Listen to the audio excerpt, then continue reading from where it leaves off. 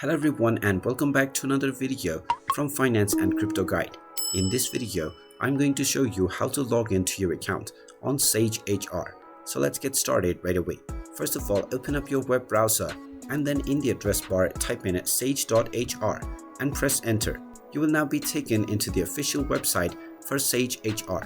Now click on the login button at the top right corner and you will be asked to choose your login platform.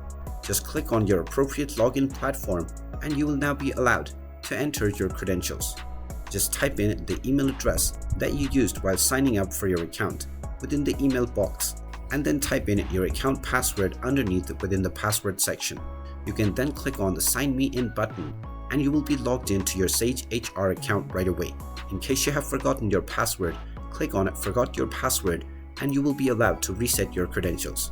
And there you have it. That is how easy it is to log into your account on Sage HR. If you find this video helpful, make sure you hit that like button and subscribe to our channel if you haven't done so already.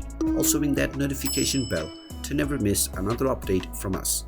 Thank you for watching and I will see you again in the next video.